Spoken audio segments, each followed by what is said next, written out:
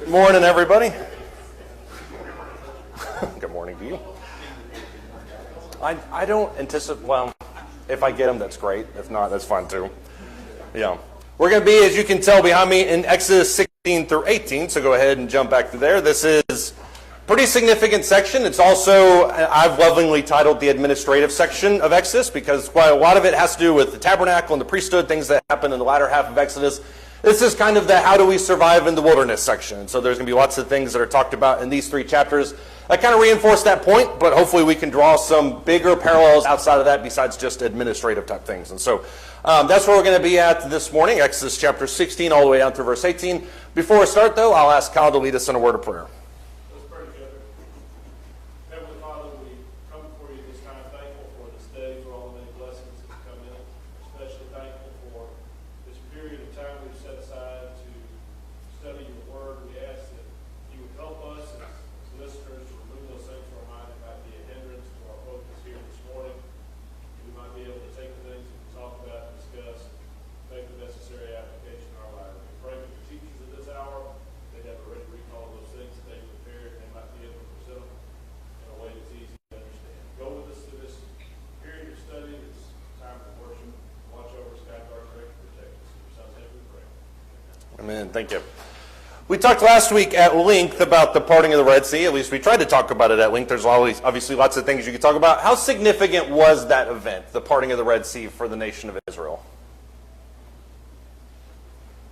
So lots of miracles so far in Exodus, but that's probably the biggest one. This might be a weird way to look at it, but it basically saved one nation and about destroyed another nation. Okay, so that is... The nation of Israel. Yeah. So they could continue, but basically took Egypt out of power. Right. That is both harsh and accurate, so I agree with you on both accounts. It saved one nation, it destroyed another one. To be fair, if he hadn't intervened, one nation would have destroyed the other one. So. Exactly, but it may notice a reference that more God's plan. God's plan was to save Israel. Right. And we know through other things that he used nations to punish Israel. Right. Brother, but he also turned around and punished those nations for their ungodly acts. That's true. It was his way, I think, to punish Egypt. I can see that. Yeah. I saw somebody make a great point. Maybe it was after class or before class or something last week. I wish I'd used it during class. That would have been much better. But somebody mentioned how there seems to be kind of a parallelism with regards to them throwing all the boy babies in the Nile River with Moses, how he's in there. And then you have the Red Sea that washes away the Egyptians. So you kind of see how it works on both ends of that. To be fair, though, and I feel like this is important to point out, when you're talking about the destruction of the Egyptians, the only reason they were destroyed was because of their stubbornness going after Israel. So it wasn't like God just sent fire backwards to annihilate Egypt on their way out. But that is an important point to bring out. Gary? It seems to me when I look at it, there's a kind of spirit of freshness and rejuvenating, much like whenever God destroyed the earth with a flood. Right. It was a chance to start fresh with a clean slate and go a different direction. That's kind of what I feel like this is for them. Yeah, I agree with that. I think, in my opinion, the wilderness wanderings is kind of that purifying aspect, but you're right. I mean, if you're an Israelite and you're saying, well, we need to go back to Egypt, well, you look back and Egypt's underwater. So what are you going back to? So you're right, it is kind of a clean slate. And so I think that obviously factors into it as well, for sure. What else? How else is this event significant? Yes, the mysterious hand. Go ahead. It also sent a message to the people where they were going. Right. That this miracle had happened. Right. Rahab makes mention of it, that we know what your God did. Right. Yeah, it wouldn't just be significant for the Israelites. It would also be significant for the other nations who are observing that and thinking to themselves, there's quite a bit happening here, and maybe this God that's coming up on our doorstep we don't want to tangle with. So needless to say, they did tangle with them, but that's at their own peril. Go ahead. Throughout the Bible, water and blood has always been a place that Right.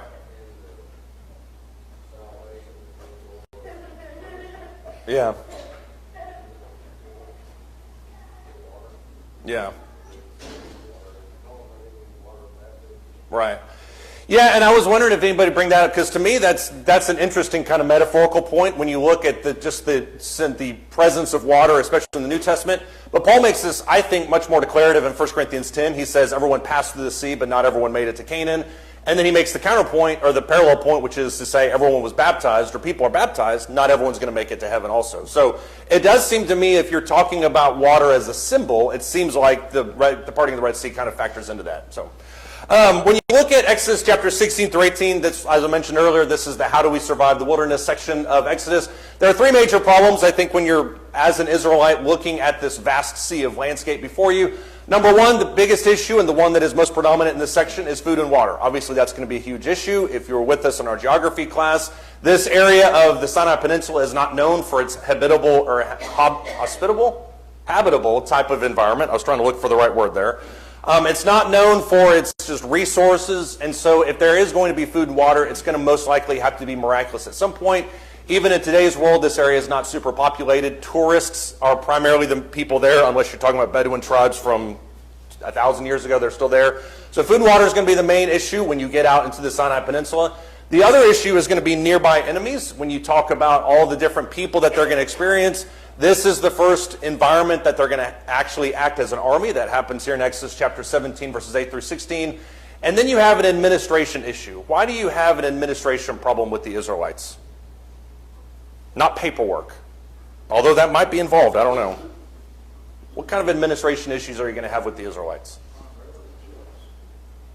Okay, jealousy might be that. That's not what I think of when I think of administration, but they are certainly going to have jealousy issues. And certainly I think Aaron and Miriam are going to be at the forefront of that, yeah.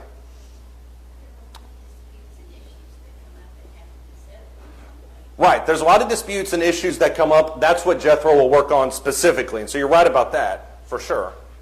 Three hands at the exact same time. I'll go left to right. Jan?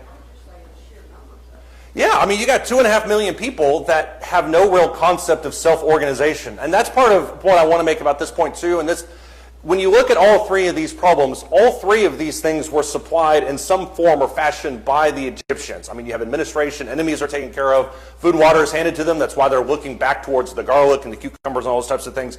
So all three of these issues were solved by Egypt. Now they're on their own, so how do you handle that? Gary, go ahead.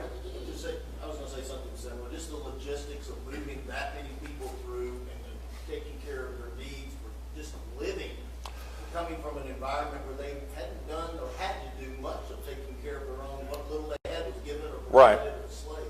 Yeah, if they need order, they just look at their taskmasters. That's kind of taken care of for them. Now, who do you look to for order? And you know, if you fast forward Acts chapter 6, you saw this on a smaller level with the early church. The deacons are installed primarily to solve this issue of how do you handle the food distribution. That's only 5,000 or 6,000. Only 5,000 or 6,000. Administration on 2.5 million is quite a bit different, just in terms of scale.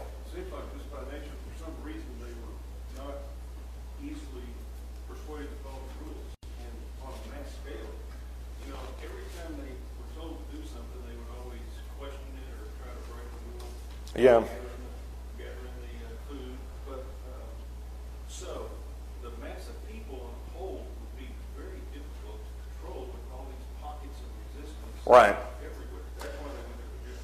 That's true, and that's actually something I hadn't thought about. We tend to think of this group of Israelites as just kind of a homogenous group of people. They're all the same. That's not going to be the way it is. You're going to have cliques, you're going to have subgroups, you're going to have certain sections of ethnic subgroups that are there, and so they're kind of jockeying for position. So you're right. I mean, even if you're just thinking about that scale, you're going to have pockets inside of that you have to administer as well. That's one of the things I think that gets lost in this whole shuffle is when we think of the wilderness wanderings, we think, well, they just spent all 40 years walking. They didn't. As a matter of fact, if you look at Numbers chapter, I think it's 33 or 3, I can't remember what the exact number is, there's a blow-by-blow account of all the places they went in the wilderness. You're not going to spend all 40 years walking and only hit those locations. So most of their time is going to be stationary. When people are sitting and stationary, that's when you're going to have problems that are going to creep up. So administration is going to naturally be an issue when you're dealing with something like that. I would argue, though, and obviously I think when you think about the people as a whole, there's lots of issues. These are not the primary issues that they're going to face. What are the primary issues that the Israelites face? And it is 100% self-inflicted. Okay, so you're right. What I had in my brain now moved to second place. Obeying God is going to be the primary issue. Debbie wins. Nobody else gets to win today. That's kind of what Debbie said, but you're right. It's more of an offshoot of that. It's developing faith, it's obedience, all that together. Or faith could be number one and obedience could be number two. I don't know. You and Debbie can fight that out. What's the primary issue the Israelites are going to face on a day-to-day situation? Go ahead. Okay.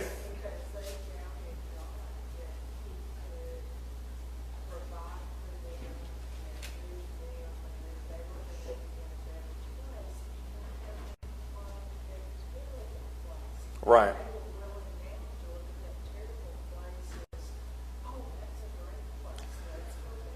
Yeah, I don't understand why anyone is looking backwards towards Egypt. I've never understood that there. I mean, as I mentioned, I think last week, this is the epitome of rose-colored glasses. I mean, there's nothing back there for them. Even if they went back, nothing's going to happen. So their doubt, their lack of faith, their disobedience, all that, in my opinion, is connected. But you're right. I think a lot of it stems from doubt, right? They were their own worst enemy. Right. You know, they created their own problems. It wasn't, you know, outsiders doing it. They created most of their problems. And the thing about it is, for Moses, is that these were God's own people. Right. If you had a whiner, you couldn't say, well, you just go back to Egypt. He wanted it to be as safe as he could. Yeah. And so, you didn't really have an option if you were Moses. It made me, when you said that, it made me think of Moses literally sending the one whiner back to Egypt, and they all kind of watch him go back through the wilderness. I mean, you're right, and what you said there specifically in that moment is exactly what I was thinking of, because everyone said kind of the big spiritual terms, and I think all of those are right. In my opinion, the biggest issue stems from a lot of that. It kind of creates all those issues on a more practical level. It's just the sheer amount of complaining that they did. When you look at this section, this is when this idea really becomes predominant. Primarily, the narrative up to this point into 16 is Moses, it's the Egyptians, it's Pharaoh. Those are the primary characters.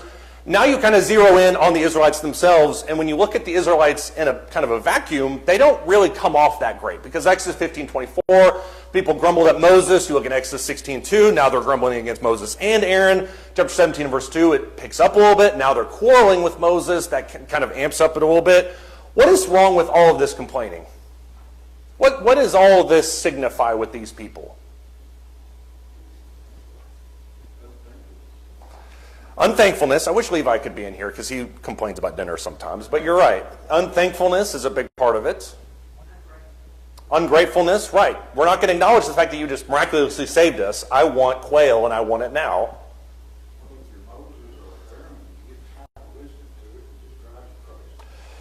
That's true too. Moses specifically, I think, is the main target of that, because every single time, well, not every time, but most of the times that people grumble at him, he then turns around and grumbles towards God. God turns around and says, why are you complaining to me? So it's just kind of going through all of them, and it's just a weird theme that occurs on every page. What else is the problem with complaining? Some of it is that they compare back to Egypt, their time in Egypt, saying, oh, we had this in Egypt, now you brought us out here, like we want to talk about here in Numbers 16. Mm-hmm. We had food in Egypt, now you brought us out here, we have no food, we're going to die. Yeah, we have no food, which is not true. I mean, and I guess that's not fair to say. To be fair, when we bring them out in the wilderness, maybe after they've slaughtered some of their animals, the real question is then, how do we eat? And so on some level, the questions they ask, which is, did you drag us out here in the wilderness to die of hunger, of thirst, were there not enough graves? That is somewhat of a reasonable question. The difference between their questions and complaining is, I think, the intent behind it. It's, why are we complaining? What are we upset about? John, go ahead. When you talk about complaining, Mm-hmm. there's a passage there later on where God gets so angry with the Israelites, he tells Moses, I'm going to destroy them all, and I'm going to start over with you. Yeah. And Moses is, he said, no, you can't do that. Yeah. Yeah. And it's amazing to me that after all the invective and whatever they threw at him all the time, he would stand up and defend them. Yeah, and I can't remember if he does it more than once. I know he does it at least once on Sinai. I can't remember if it happens again, but you're right. I mean, Sinai is very early, so maybe he's still an optimist. Maybe don't kill him yet. Let's talk to him on year 29. Maybe he feels differently. But all of that energy is amped up, especially when you get to Deuteronomy, because he straight up calls them stubborn. He calls them stiff-necked. So I think all of that energy is baked in there for sure. Gary? Usually when you're complaining, you're stuck or blocked into kind of looking back at the past. And Right. kind of rob them of the ability to look forward to all the glorious things God had for them. Right. That's a great point to make, too. They're too busy thinking about all the things they don't have anymore that they're completely oblivious to what they're going towards. And remember, the original plan for the Exodus was only supposed to be 3 months, 5 months. I mean, when you pass through Sinai and then go to Canaan's doorstep, you're not talking about a huge amount of time. So if they just had faith for that period of time, they would be fine. But they're too busy thinking about all the things that they didn't have. Look in Psalm 78, because this is one of the moments we talked about metaphors and how things are used elsewhere, especially with the Red Sea. This is one of those moments when things are used in the future to kind of describe as a lesson for all these people. And so Psalm 78, starting in verse 18, there's a section here where the history of the history of Israel is recapped. Psalm 78, starting verse 18, this is when you start talking about this moment in the wilderness specifically. And if you keep reading, there's more moments that he keys in on. In verse 17 of Psalm 78, he says, "Yet they still continued to sin against him, to rebel against the Most High in the desert. And in their heart," verse 18, "they put God to the test by asking food according to their desire." Those two phrases, in my opinion, are the real issue here. In their heart, they tested God, but they also demanded food according to their desire. Not what would fill their bellies and nourish them, but what they wanted as opposed to what they needed. Both of those things, I think, are in play.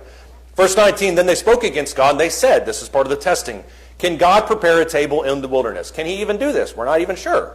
Verse 20, "Behold, he struck the rocks so that waters gushed out, streams were overflowing. Can he give bread also? Will he provide meat for his people? Therefore the Lord heard and was full of wrath, and a fire was kindled against Jacob. Anger also mounted against Israel, because they did not believe in God and did not trust in his salvation."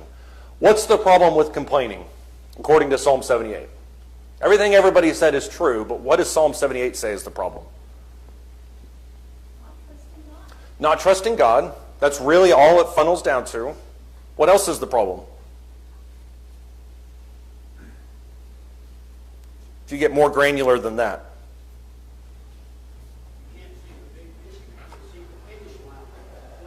They can't see the big picture. You're right, and that's a little bit what Gary was talking about. They're not looking forward to seeing something more than that. Yeah.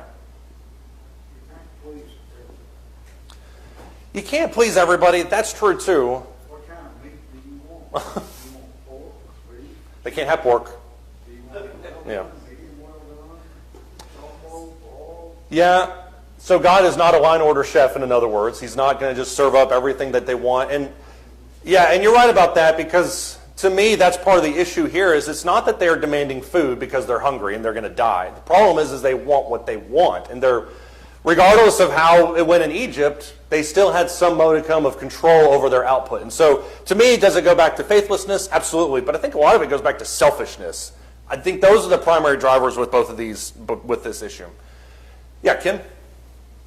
It's sort of like a lot of people, I think it shows us here, there's a difference between belief and trust.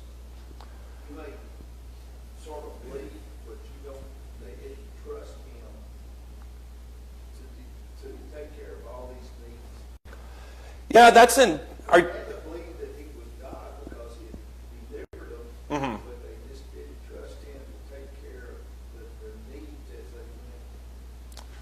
I think there is a delineation. I don't know if it's where you're putting it, but I do think there's a difference between belief and trust. I think that's absolutely true, because they believe God can deliver them maybe on some level, but when you're talking about trusting God to give you what you need instead of just everything you want, that's where the difference is. And how many times have we, and this is a part of a bigger conversation you can have around this section, how many times have we complained to God because we didn't get what we wanted? We got what we needed, but we didn't get what we wanted. And so to us, that's very frustrating.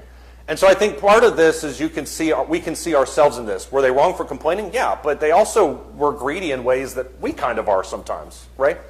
But like we do now, instead of leaving it up to God to try to handle things yourself, that's what they were doing. Yeah. They, you know, he said they didn't believe, they didn't have faith in him that he could do what he said he was going to do to them. Right. And, you know, so they tried to handle it themselves. Well, I want this, you know. And God said, I've got your food, I've got your water. Yeah. You know, and they're saying, well, yeah, okay, but I want this. Yeah. I like water, but I want sparkling water. Can you put a little lemon in it? That'd be great. I hate sparkling water, but that's a conversation for another time. Chris? I think the problem with complaining, especially in this context, is complaining doesn't do anything.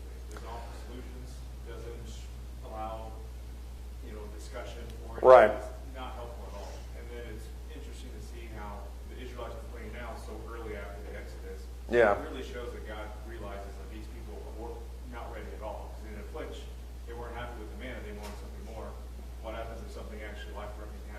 Yeah. they'll run away. Yeah, it is. It is fascinating about that. I mean, they don't ever offer solutions, and I think when you look at this situation here in 16 through 18, it mirrors Moses' own complaints in 3 and 4. I mean, he has his own issues, but at the end of the day, at least he's willing to saddle up and go into Egypt. These people are thinking, well, instead of that end result, we're just going to turn and go back to Egypt ourselves. Like, we're going to revert back no matter what you really say. And so, you're right. When real intensity happens, what are you going to do about it then? Joe? That was their solution. Yeah, their solution, everything was just quit and go home. Yeah, that's a fantastic solution. Go ahead. Don't you think they might have been scared?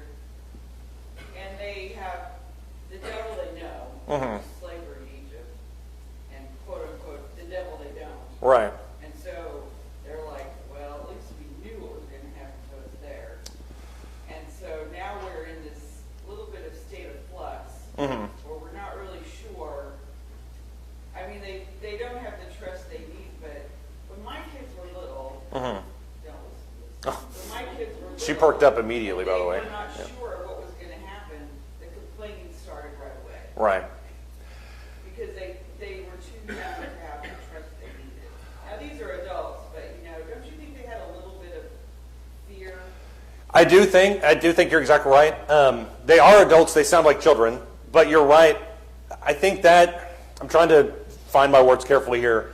I think that's what the essence of faith is, because when you extrapolate that concept in the New Testament, there seems to be an emphasis over and over, especially when you get to Hebrews 10, about pushing forward into, quote unquote, the unknown. I don't know exactly what it's going to be like, but at least I'm going to trust in God to deliver me. That's the essence of Hebrews 11. And so I do think that there's a very real carnal fear of the unknown. But at the same time, the being who led them out, they should have had some faith to allow them forward. And this seems like outright animosity. I think that's kind of where I'm coming from on it. Let's get Joe and then Karen, and then we need to move on because we haven't even really touched it yet. Go ahead. You know, I'm thinking Thessalonians, but you can correct me. But Paul says, in all things given thanks. Right. Sometimes we just got to back it up and say, whoa, thank you for what I've got, Yeah. and be satisfied. That's true. To be fair, that's the Song of Moses. They are giving thanks at that point. But you're right. At some point, you just think, let's be thankful and move forward. Let's trust him a little bit more. Karen? Two things. Good points.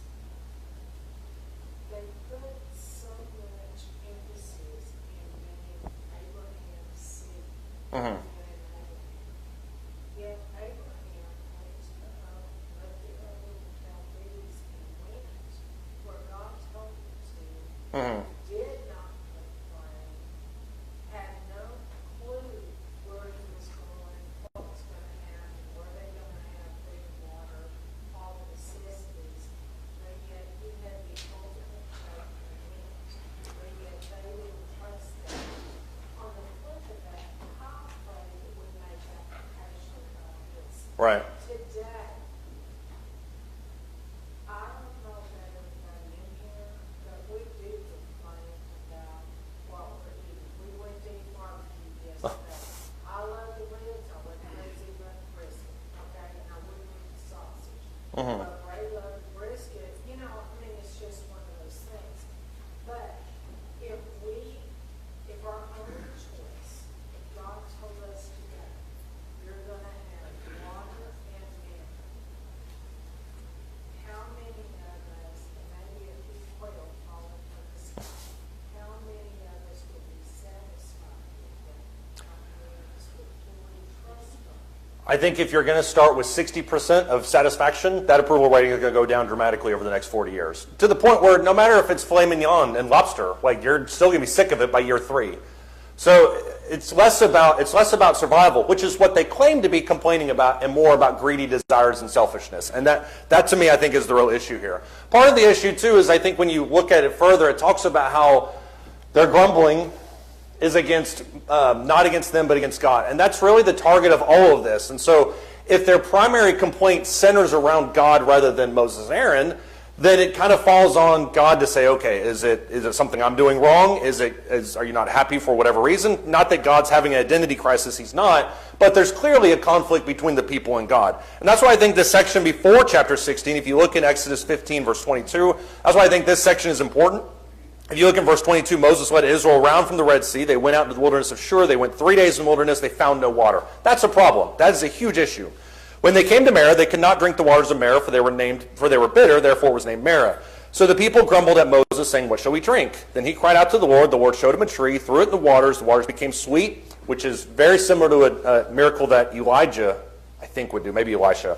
There he made for them a statute and regulation. There he tested them. Then he said, "If you will give earnest heed to the voice of the Lord your God and do what is right in his sight, give ear to his commandments, keep all his statutes, I will put none of the diseases on you which I have put on the Egyptians, for I, the Lord, am your healer."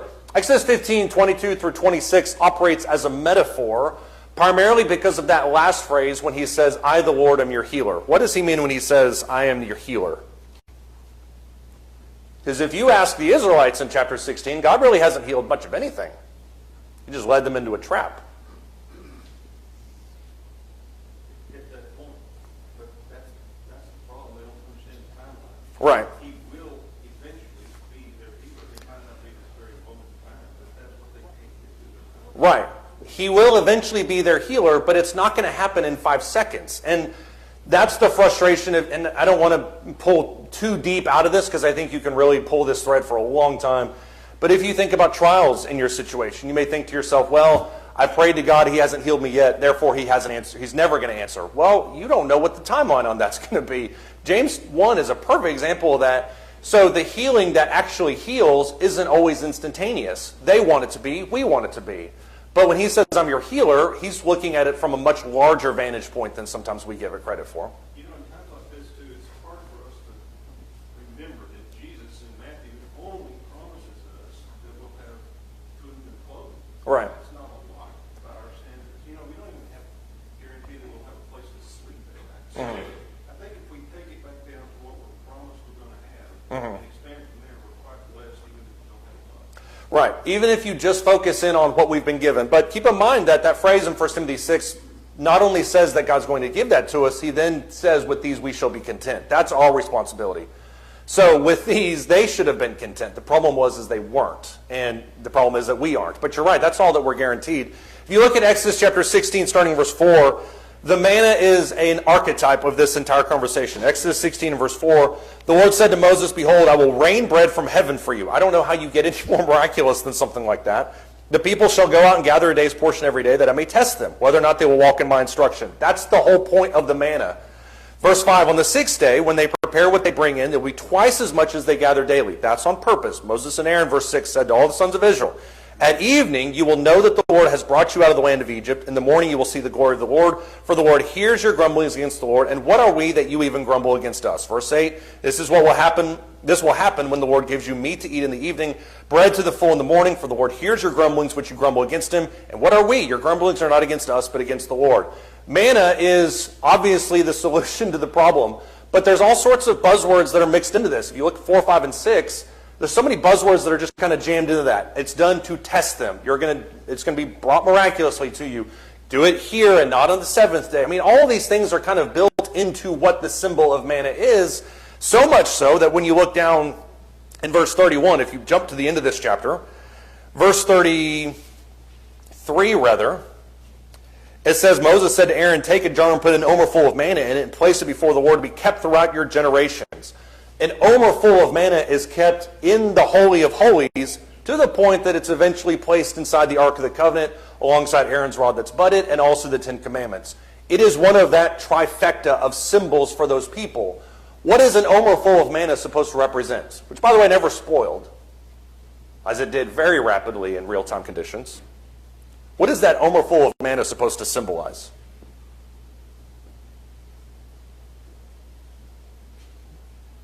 You know what the Ark of the Covenant is. Aaron's rod has a different connotation. God's provision. Exactly, God's provision. And not just his provision, but his miraculous provision. When you think about the way Exodus chapter 16 unfolds, number one, you've got the regularity of meals. That's stamped out there in verse 12. This is going to be something that is going to be continuously coming for you. Verses 13 through 15. The fact that it just kind of appears. How did they get manna? They didn't harvest it from a crop. How did it show up? Well, it kind of did. It did. What's that? They just went out and picked it up. They went out and picked it up. It's literally in between layers of dew. And so when the dew dissipates, oh, look, there's Taco Bell on the ground. I understand that's not the same thing.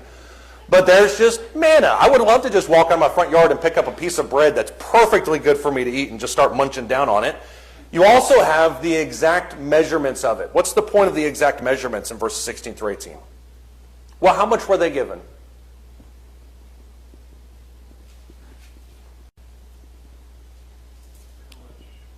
How much manna were they given? They were told to collect it. How much were they told to collect? A full day's supply, and not an ounce more, because if you gathered more, what would happen to it? Spoiled. So not only do you have the fact that it happens all the time, not only the fact that it just appears, but the fact that you have just as much as you need.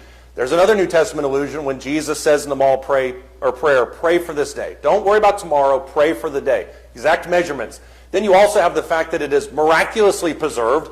Days 1 through 5, not going to be preserved. You eat it the next day, it's going to be spoiled. You eat day 6 food on day 7, it's still good. Nobody really knows how that happens unless it's through the hand of God. And so if you're talking about this example of the omer full of manna that was placed into the Ark of the Covenant, it is about provisions, but what is it ultimately about? Because manna solves all of their problems. They just don't even realize it. Ken? To me, it's about obedience. It is about obedience, but Here's what you do. On this day, you do this, and this is what you do. okay, and you're right about that. And I'm not doing away with the idea of obedience. I think that's absolutely important. But when you think about what obedience is, you have to get to the why. Why do people not obey? Why do they disobey? Why do they obey? What's the underlying current for it? Lack of faith, lack of trust, lack of whatever? What's the real problem here? So the omer full of manna is about obedience, but what's it really about? An example for all times that what? Reliance on God. Reliance on God. Not only can you rely on God, but God will take care of you. Same promises are made in the New Testament. I will never leave you, never forsake you. Those are the promises that God wants us to remember.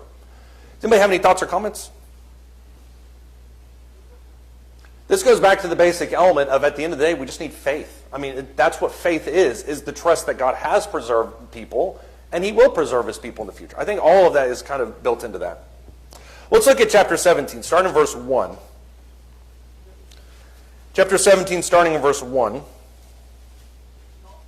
It says, Then all the congregation of the sons of Israel journeyed by stages from the wilderness of Sin. Your translation may say Zin. It's roughly the same idea.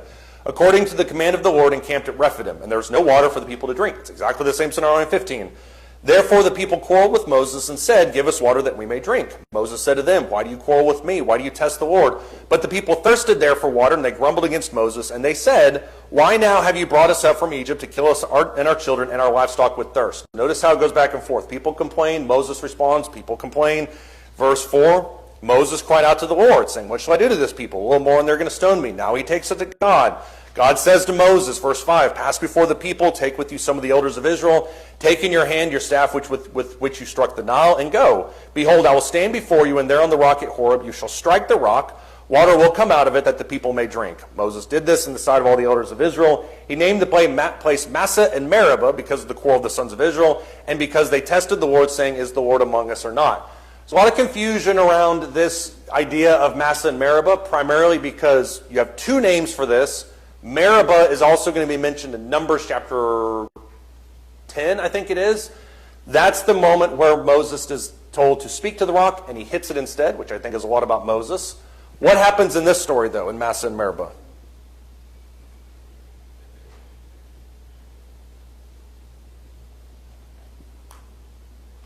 It's just another example of the same thing that we've been talking about with manna.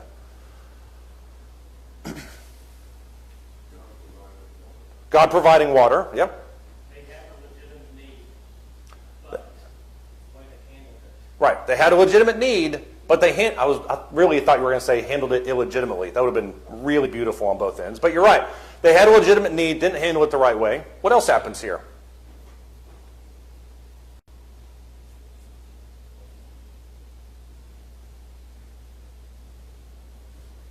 Well, you would not expect water to come up from the ground, and the road will strike the rock with the staff. Right. The rock splits open and water comes out of the rock.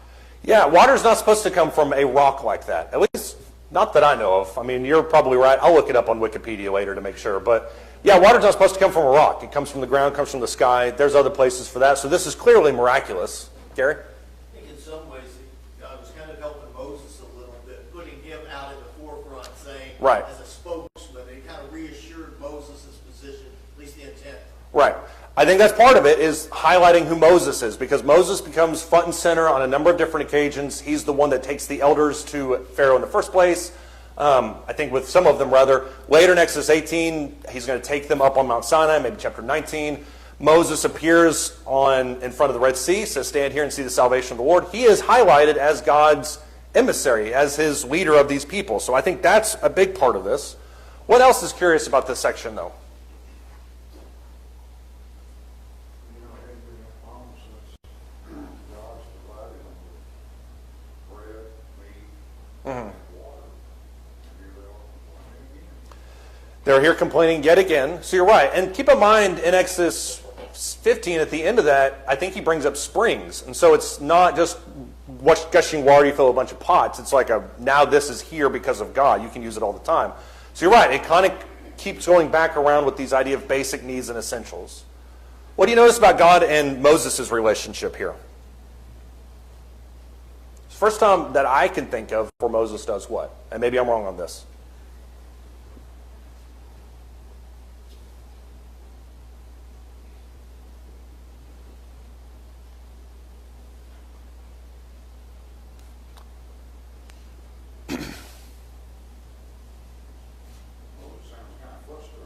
Very frustrated. I was hoping somebody would say he's stuck between a rock and a hard place. Because he looks at God and he says, what are you going to do about this situation? So the same complaint that the Israelites have, now Moses has towards God, but Moses is more nuanced when he says, you've got to solve it somehow, because in a couple of minutes they're going to pick up stones and they're going to kill me. So the intensity of the complaining has ramped up, despite what they just saw in chapter 15. But now Moses is going against God, saying, I don't know how you're supposed to solve this problem. That's the essence of his complaints in 3 and 4, the plagues. So you kind of start to see the seeds of those relationships as well. Massa and Meribah, both those words are translated contention, quarreling. That's the whole point of this, is when you look at that rock, just remember the time you decided to fight against God and think about what happened after that. Verse 8, this is the first major military encounter they're going to have. It's noteworthy because they're not going to fight the Philistines. God brings them around in Exodus 13, not fighting the Philistines. Now they're going to fight the Amalekites. The Amalekites in verse 8 came and fought against Israel at Rephidim. They fight them because they're brethren. They don't like them a whole lot. They've refused to allow them through their territory. Moses says to Joshua, go out, or choose men for us and go out and fight against Amalek. Tomorrow I will station myself in the top of the hill with the staff of God in my hand. Once again, that staff of God is raised up one more time. Joshua did as Moses told him, fought against Amalek. Moses, Aaron, and Hur went up to the top of the hill. So it came about when Moses held his hand up that Israel prevailed, and when he let his hand down, Amalek prevailed. I don't know if there was a mention of the fact that he needed to do this or how he figured it out, but that's regardless of what happened. Thus his hands were steady until the sun set. Aaron and Hur on both sides of them. Verse 13. Joshua overwhelmed Amalek and his people with the edge of the sword. Then the Lord said to Moses, write this in a book as a memorial and recite it to Joshua. Joshua needs to remember the victory against the Amalekites. That I will utterly blot out the memory of Amalek from under heaven. Moses built an altar and named it, the Lord is my banner. And he said, the Lord has sworn the Lord will have war against Amalek from generation to generation. The Amalekites hate the Israelites. That's made plain in later sections of Exodus, and you see it especially in Deuteronomy when there's entire chapters devoted to it. Why is it that they hate the Israelites so much? They're kinfolk, yes. That's how we would say it in the South. Why do they hate them? They're supposed to be kinfolk. Why do they hate them?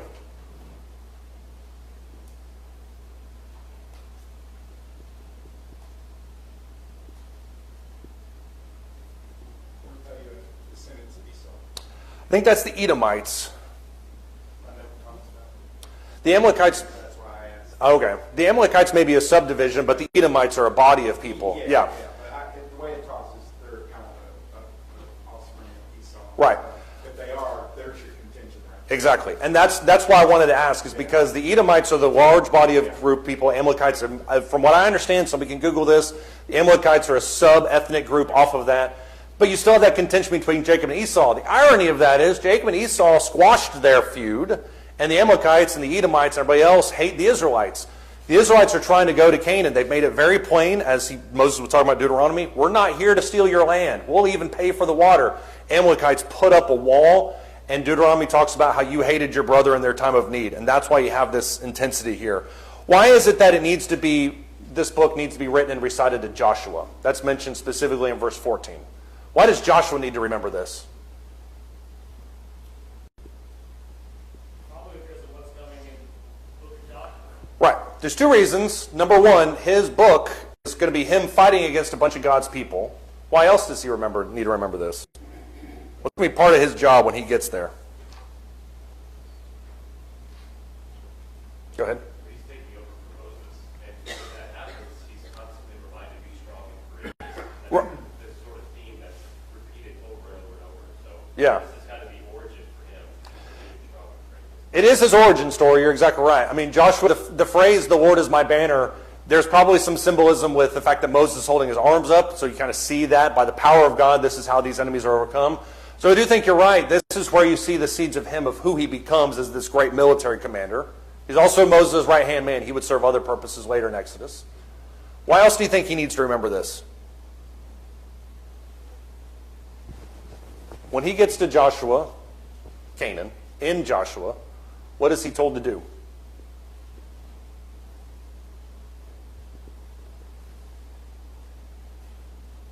All the Canaanites that are there, what do you need to do to them? You need to exterminate them. And you need to pay special attention to the Amalekites. Those Amalekites are not going to be there forever. And I can't remember if it's Joshua that eventually overtakes and annihilates all of them, but eventually the Amalekites are going to be destroyed. You need to remember that. Go ahead. What was interesting about the way the Amalekites started this fight, Joshua, is they attacked the rear Yeah. of the people. You know, they didn't come frontally, they come around from your back and you know, just basically took on women and children. I don't know exactly where it says that, but if you're right, if it does say that, that shows another layer to their depravity, the idea that they're attacking women and children in the rear guard first. I mean, there's no question, especially when you look later in Exodus and Deuteronomy, that they are designed not to mimic the actions of the Amalekites, the Canaanites. They're horrible people. Go. And later on, Saul was told by Samuel that God told him to go and destroy utterly the Amalekites. That's what I was thinking of. Yeah, I mean, you need to destroy all of them. And then Samuel comes back later with Samuel comes back with King Agag, hews him to pieces, my favorite phrase there in Samuel. But you're right. I mean, these people need to be exterminated for what they've done. And that's going to take quite some time. Exodus chapter 18 is where you have this big administrative section. I know you've heard sermons or Bible classes on them because we have talked about it in this church building several different times.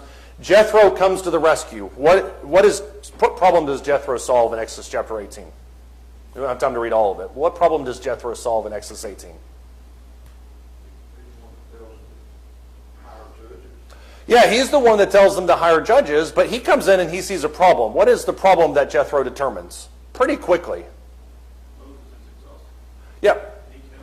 Moses is completely exhausted about everything, primarily because he sets himself up as the only judge that can dispense with any kind of reasonable judgment in Israel. So the people are exhausted because they stand there day after day, hour after hour, waiting for Moses' judgment. And it's the smallest matters all the way up to the top. So Jethro comes in. This is when he establishes a court system of sorts, where he says, I'm going to have people over 50, hundreds, thousands, and only the greatest disputes can come to me. That reminds me of something, I think it was JFK that said that, and they asked him, what's the biggest problem with being president?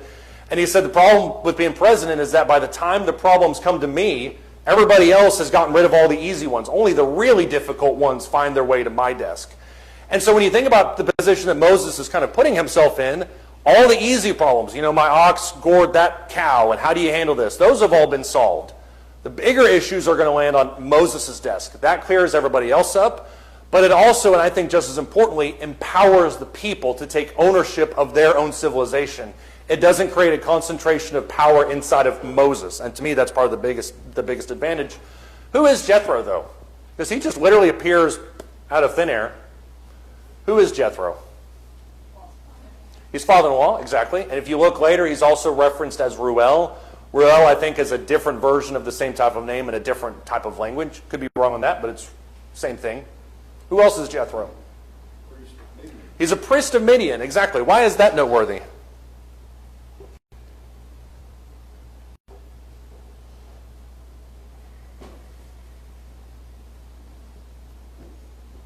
Why is it noteworthy that he's a priest of Midian? Not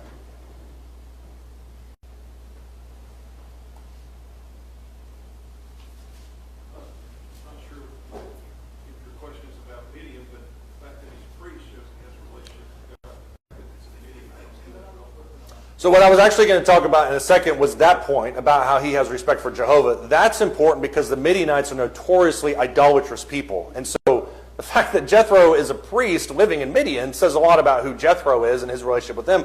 But the Midianites, I think, is also an important note too, because the Midianites were descended from Abraham. If you remember Genesis 25, I think it is, whenever Abraham loses Sarah, he marries his second wife, Keturah. The Midianites descend out of that lineage. And so the Midianites descend all the way back from Abraham as well. They're just obviously not part of God's chosen people. So it shows that there's some semblance of an understanding of Jehovah that's existing within the Midianites. Jethro seems to be a part that is faithful despite everybody around him being unfaithful to him. He's also a fantastic wilderness guide that's mentioned in Numbers 10, verse 31. They asked Jethro and his direct family to be their eyes as they pass through Sinai. And then you also have the fact that he's a fantastic advice giver. That's obviously here in Exodus chapter 18. Fantastic wisdom, really on the ball with this kind of thing.